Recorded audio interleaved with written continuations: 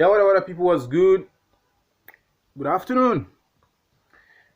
It's your boy Solara Baba in the building. And if you're a new viewer, kindly subscribe to my channel and turn on the notification button. That's if you're just discovering my channel, right? So let's go to the topic of the day. Today I'll be talking about Yahoo or no Yahoo. This is really very sensitive. It's an interesting but sensitive topic. And the point is that we are talking about Yahoo. For people who don't actually know what Yahoo is the street name for internet fraud, right? Or the action or the hustle of internet fraud, or obtaining money by false pretense that is usually stereotyped to be performed or to be coming from African countries, even though it is not usually in African countries as well, alone, right? It is perpetrated in most other white countries or European and American countries as well. But the world has stereotyped and stigmatized the African countries, most especially my country, Nigeria, as the major source of internet scam, which is not true. But let's leave that aside. So today I'll be talking about Yahoo or internet scam. Is it good or not? Of course, they said scam. Anything scam is bad, right? It's bad. It's not good, right? But the point is, we have a lot of youths that are doing this thing under the pretense or under the claim of bad economic condition or economic crisis in their various countries: Nigeria, Ghana, Gambia, Sierra Leone, South Africa, Kenya, Tanzania. A lot of people are perpetrating these crimes while hiding under the general perception of the economy of the country. But if we look into this thing, is it true that is that enough of an excuse to do Yahoo? I can't categorically say it is not. I want to say it is not an enough excuse, but I can't categorically say it is not. I'm going to tell you. I'm not trying to sit on the fence, no, but I'm going to tell you why I'm looking like I'm sitting on the fence here. Is that this Yahoo thing generally we already know is a bad thing, right? But if you have no backing in common African country, right? If you have no backing, you have no skill, and let's say you're just a young man, right? You're trying to acquire the skill set that you need to so that, and that money you eventually use it to to venture in the business of your dream, right? That's usually the most way, or let me say that's usually the most pattern of achieving success in most African countries, right? You acquire a high income skill, and if you can't acquire a high income skill, you go to school to acquire a degree. And a degree is like a high income skill as well, right? So a degree is just an evidence that you have this skill. You acquire a high income skill, then you work for some times, gather some money, then you use that money to pursue your dreams. But the point is, what about the people who are unable to have the money to acquire these skills? Even if you are going to learn all these things while you are an apprentice, right? You have to feed yourself, you have to clothe yourself, you have to house yourself. Who is going to be taking care of those responsibilities? You have to be an apprentice, being an apprentice in a mechanic workshop or whatever, or no matter what you want to do, apart from education, right? If you are to have an optimum performance in academics, most especially in Nigeria, with the system of education in Nigeria under the stressful the stressful academic condition, right? When there is not enough classes, when there is not enough space in the classes to accommodate the students, a lot of things, where you have to be in the class at 6:30 for a lecture you have at 8, so you can find a place to sit and receive the lecture. To acquire a degree or to go to school and come out with a good degree in Nigeria, it requires all of your attention. It's not something you can be splitting, even though you know a lot of students might be having some side businesses aside, right? But the point is, it usually affects the academic performance. And the people that it doesn't affect their academic performance, they are only doing it because they enjoy business doing it, because they enjoy entrepreneurship, right? A lot of them actually do it and they are successful in it and they make it big. But what I'm telling you is that they are not doing it because it is necessary for them to do it. They are not doing it because that is what they, if they don't do it, they are not going to eat. If they don't do it, they are not going to pay their house rent. If they don't do it, they are not going to have somewhere to sleep after all long day classes.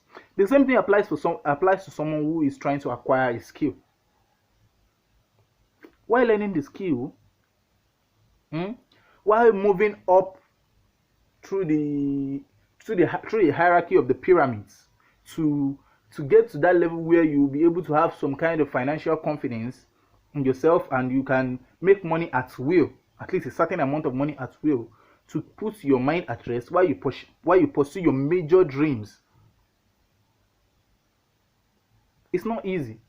People see it as a common thing. You know, a lot of Nigerian parents, you know, they sponsor their kids to universities, and you know, at the end of the day, they start looking for jobs. Some may get jobs, some may not get a job. But the point is that the fact that a parent is sending their children to school, it is, we usually see it as a common thing, but it is not common. It is not common. That's number one. And secondly, right? Even after this, I don't want to go into the people who are privileged to have a degree at a young age and they have someone to sponsor them and shit like that. If you have someone to sponsor you, of course, this is good as well, right? Even I don't have a degree. I have the money to sponsor myself, but I don't, right? Because I'm trying to grow my business, grow my income before I think of that. School is not gonna start making me money immediately, but you know, that's a part. The point is that for a young Nigerian who doesn't have a source of income and doesn't have the right skill set, we have to get the right skill set. While acquiring those skill sets, he needs something to be bringing in money while he is acquiring those skill sets. So what is he going to do? He has nothing to do. He has no one to feed him. He has no one to house him. So what do you think he is going to do? Yahoo is not good. Yahoo is bad. Yahoo is this. Yahoo is that. But there is no job that you can do that can cater for your primary needs without it interfering or affecting the dreams you want to achieve. An unskilled man in Nigeria, the maximum you can earn is 50 watts, 15 nonsense, 25,000 naira, right? And can 25,000 naira actually cater for your monthly expenses? No, it can't. So if some people say, of course you can earn more than that, that is a lie.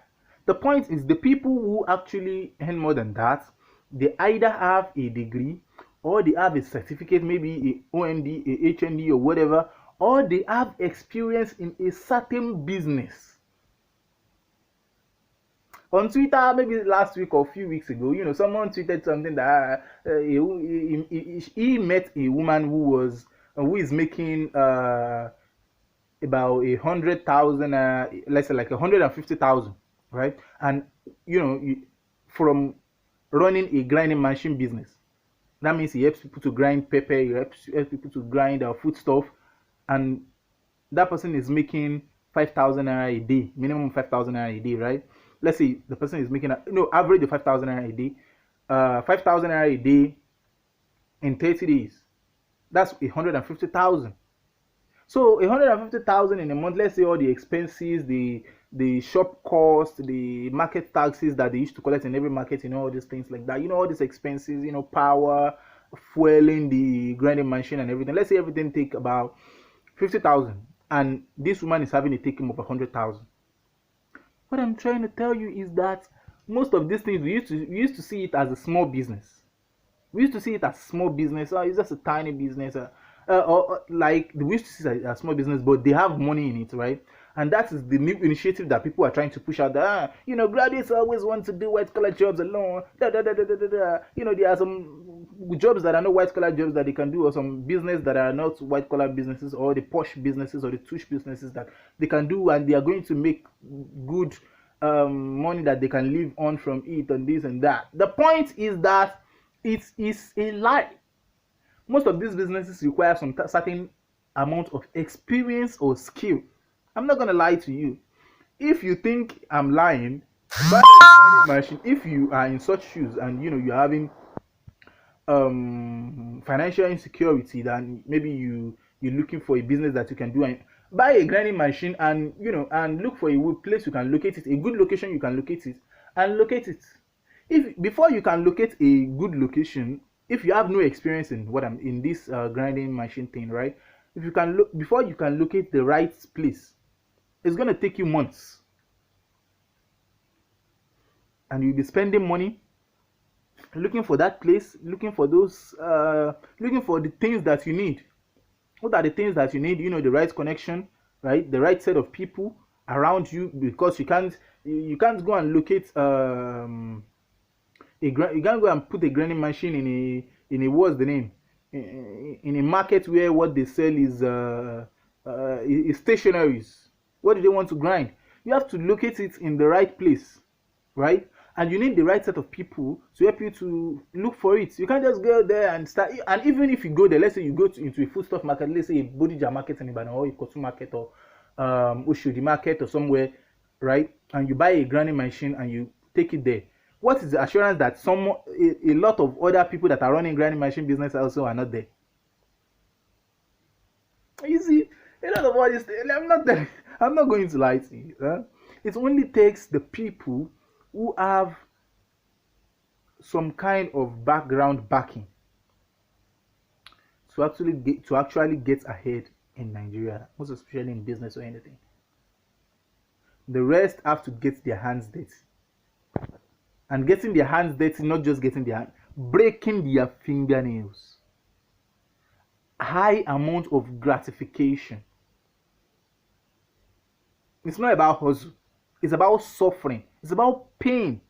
I'm not talking about just financial pain, just discomforting pain. No. Something that can affect their health in the long run as well. You see, I think I'm going off point. With all my explanation, right? So what do you think one can do? And the only high income business or activity, or I don't know the name we can call it, or a high income thing that you can venture in that can make you good money, maybe in 6 months, 8 months, 12 months in Nigeria is what? It's getting into internet crimes. So what do you expect people to do? We're just saying, I think there are some powers that are just trying to subdue people. I'm not saying this thing is good. I'm not saying internet scam is good, but I think there are some powers that are trying to bury people in poverty with the way they are harassing every young man, even the people who are not doing Yahoo under the pretense of that.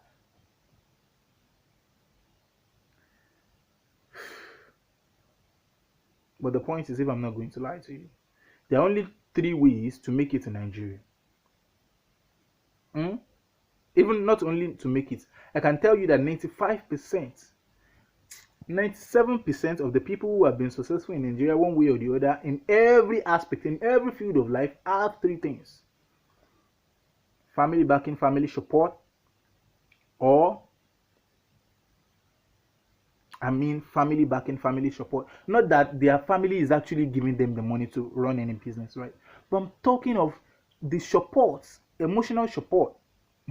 Having someone to count on, that if you go into this business or if you go into this career and you fail, you have someone that you are going to go back to, and the person is going to house you, the person is going to feed you till the time you get back on your feet. Someone like me didn't have that kind of privilege, of course, for some reasons, one reason or the other. But the point is that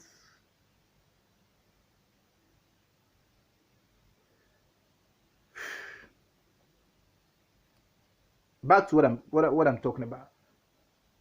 To be successful in Nigeria, the first way is to is to have a good, even not a good, just have a good family around you. Just have a good set of, it doesn't have to be family actually. Have a good set of people who is always having your back around you. They don't need to have money. Just they don't need to be rich. They don't need to be, just some people who are ready to accommodate you when you fail. That is it. They don't need to even give you, they don't need to feed you, right? But even if they can just house you, and you have someone that you can, they are going to help you on your journey of rising again after failing. Let me tell you, failure in any endeavor, whether business, whether a career, whether anything, is not an easy thing. I'm not going to lie to you. It's not an easy thing. It's not an easy thing. So, get the right set of people who are going to back you up. They don't have to be rich. They don't have to be influential. That's number one. Or secondly, you have the people who are actually rich around you, and they can actually maybe they can actually sponsor you to achieve that dream, right? If you don't have the people who are rich enough, that's the number one case. Have the people who doesn't have money, but they will help you along in your journey of rising up when you fail. Because if you don't have someone to help you to rise up when you fail, I'm not going to lie to you. When you try once, people just say, don't give up, don't give up. What do you expect after someone has worked, saved all his money? If I don't want to go into that again.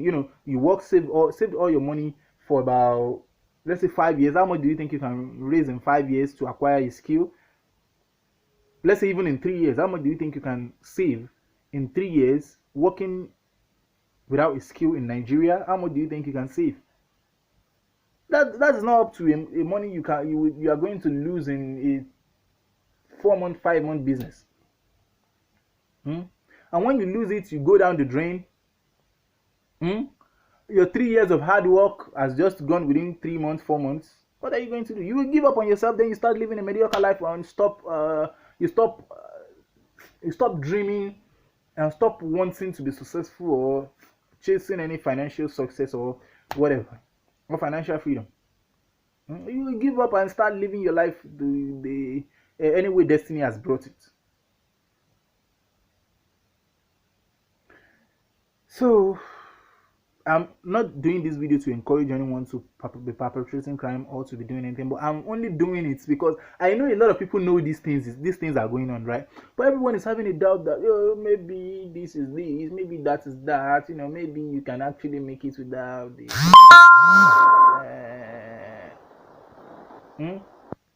But I'm here to tell you that there are only 3 ways. If you go illegal, you have to take the responsibility of the crime, of committing a crime, which is probably a jail time.